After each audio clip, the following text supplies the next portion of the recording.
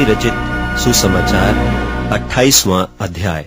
सब्त के दिन के बाद सप्ताह के पहले दिन पह फटते ही मरियम मगदलीनी और दूसरी मरियम कब्र को देखने आई, और देखो एक बड़ा भूइंडोल हुआ, क्योंकि प्रभु का एक दूत स्वर्ग से उतरा और पास आकर उसने पत्थर को लुढ़का दिया और उस पर बैठ गया।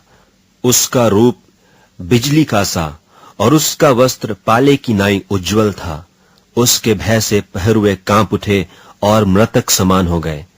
स्वर्गदूत ने स्त्रियों से कहा कि तुम मत डरो, मैं जानता हूं कि तुम यीशु को जो क्रूस पर चढ़ाया गया था ढूंढती हो। वह यहां नहीं है, परंतु अपने वचन के अनुसार जी उठा है। आओ, यह स्थान देखो जहां प्रभु पड़ा था, और शीघ्र जाकर उसके चेलों से कहो कि वह मृतकों में से जी उठा है, और देखो वह तुमसे पहले गलील को जाता है, वहां उसका दर्शन पाओगे। देखो, मैंने तुमसे कह दिया।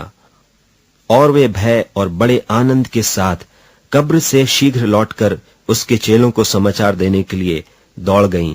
और देखो, यीशु उन्हें मिला और कहा, सलाम। और उन्होंने पास आकर और उसके पांव पकड़कर उसको दंडवत किया। तब यीशु ने उनसे कहा, मत डरो, मेरे भाइयों से जाकर कहो कि गलील को चले जाएं, वहां मुझे देखेंगे।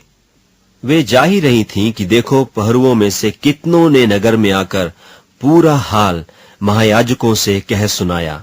तब उन्होंने पुरनियों के साथ इकट्ठे होकर सम्मति की और सिपाहियों को बहुत चांदी देकर कहा कि यह कहना कि रात को जब हम सो रहे थे तो उसके चेले आकर उसे चुरा ले गए, और यदि यह बात हाकिम के कान तक पहुंचेगी तो हम उसे समझा लेंगे और तुम्हें जोखिम से बचा लेंगे।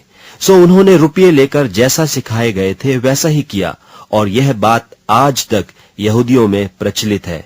और 11 चेले गलील में उस पहाड़ पर गए जिसे यीशु ने उन्हें बताया था, और उन्होंने उसके दर्शन पाकर उसे प्रणाम किया, पर किसी किसी को संदेह हुआ।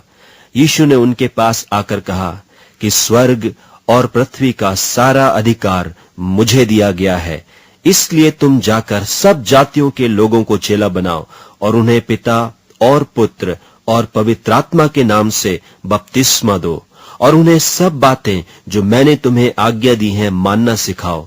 और देखो, मैं जगत के अंत तक सदैव तुम्हारे संग हूं।